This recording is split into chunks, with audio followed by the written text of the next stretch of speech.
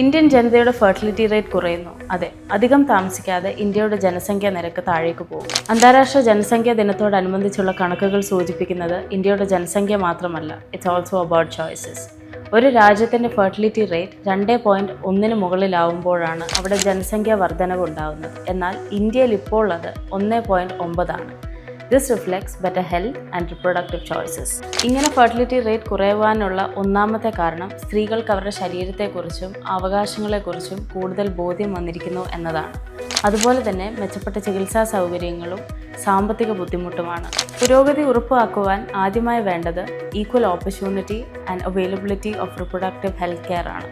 രണ്ടാമതായി proper education on family planning.